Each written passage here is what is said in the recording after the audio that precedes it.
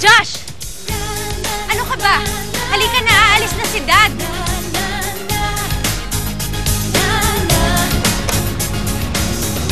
Opo, Dad. Huwag kayo mag-alala, ako na bumala.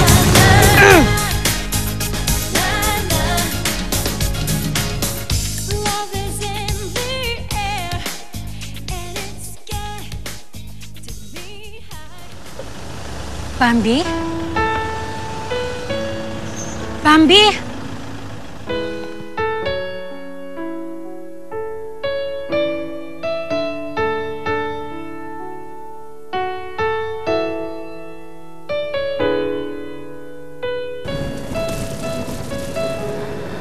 Pagod ka ba sa biyahe mo?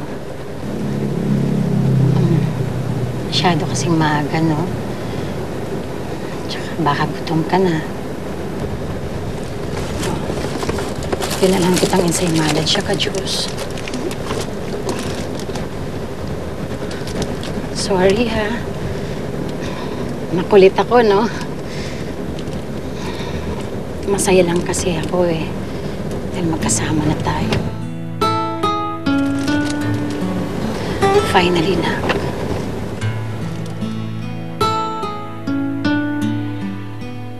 Tay, kailangan ko ba talagang umalis? Anak, napag-usapan na natin to. Kailangan. Doon ka naman sa mami mo. Pero Tay, ayoko kayong iwan. Sino mag-aalaga sa inyo? Sinong magtitimpla ng kape nyo tuwing umaga? O kaya magpaplansya ng mga polo nyo? Tsaka magmamasaya sa inyo tuwing pag-uwi nyo? Anak, huwag mo akong alalahanin. Ang importante, ang kinabukasan mo. Naghiwalay kami. Matagal kong tiniis ang mami mo. Kung matigas ako, hindi ako humingi ng o tumanggap na kahit na anong tulong para sa pagpapalaki sa'yo. Pero wala akong trabaho, eh. Nalipit ako. Ayoko naman isakripisyo yung kapakanan mo, anak. Anak, mahal na mahal kita. Mahal na mahal kita.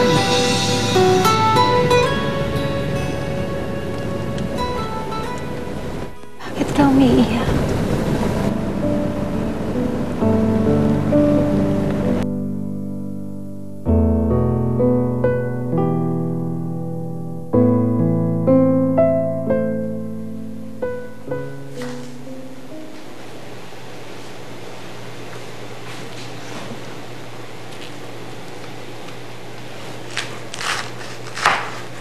Uy, baka mamaya pasukan ng langaw yung bibig mo. Ikaw, nakangaka ha? Naninibago lang po kasi ako eh. Kasi alam nyo, yung kusinang to, mas malaki pa doon sa bahay namin sa Cagayan. Talaga? Bakit? Ngayon ka lang ba napunta dito sa bahay ng mami mo?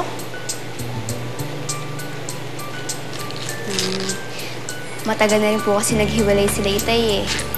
Kaya naiwan po ako sa kanya. Tapos si Ate Belinda lang po yung kinuha ni Mami. Eh, yung Ate Belinda mo, hindi mo pa rin nakikita. Si Ate Belinda po? Oo. Matagal na po sila nag-abroad ni Mami.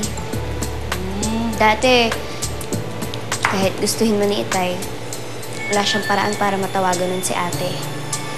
Kaya yun, lumaki po akong walang kahit anong connection sa kanila ni Mami. Pero kailan lang, kinausap na po ni Itay si Mami eh, na papuntahin na daw po ako dito. Ano ba?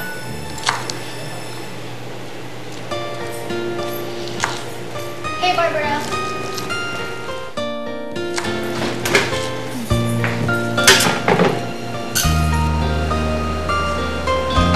Bambi. Bambi na yung tawag sa akin.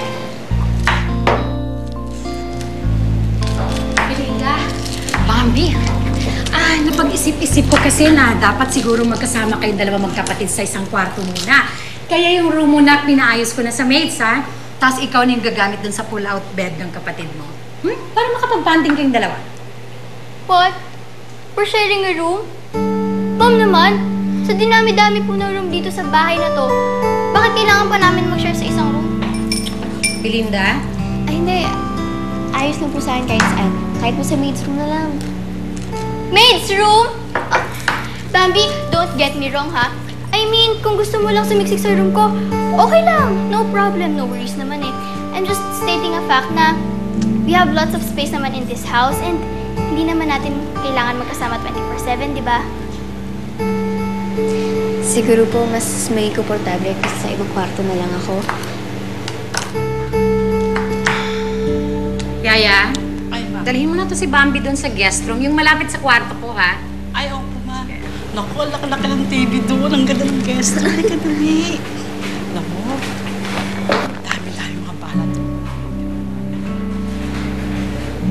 Mom, ano ibig sabihin ng tingin na yan? You promised, diba? Na magiging nice at welcoming ka sa bunso mong kapatid. Ano nangyari? Mom, you can't expect me to be warm and cuddly right away. Sila naman may kasalanan po nito, di ba? Ilang beses ka na nag-attempt na bisitahin si Bambi sa Cagayan de Oro, pero ayaw ng daddy niya. Belinda, daddy mo rin siya. Daddy ko nga siya, pero wala naman tayong communication sa kanya. Kasalanan ko rin yun. Dahil di ba ang tagal nating naglagi sa States, I lost touch. Hindi, Mom. Kasalanan niya yun kasi hinayaan niya akong lumaki ng malayo sa kapatid ko. Kaya, Mom, please, huwag kayong magtaka na hindi kami close. And I think, Mom, you're being too nice. Ikaw na nga po yung lagi nila nire-reject. Ikaw pa ngayon yung nag-worry sa feelings nila?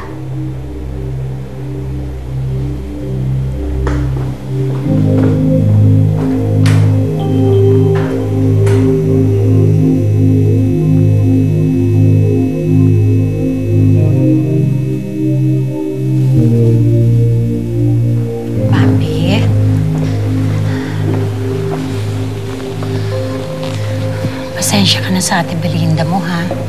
Hindi pa lang kasi siya sanay na nandito ka na. Ako din naman po naninibago pa eh. Pero tulad po ng sinabi ko sa inyo, kahit saan niyo po kayo lagay, okay na okay lang po yun sa akin.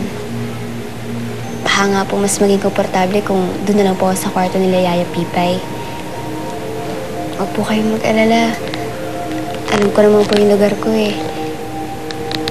Sa totoo lang po, masaya na ako doon sa barong-barong namin ni Itay. Doon naman po ako sanay eh. Sa simpleng buhay lang.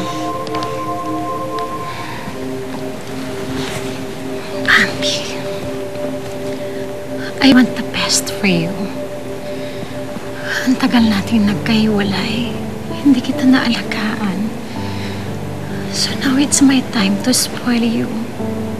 Okay?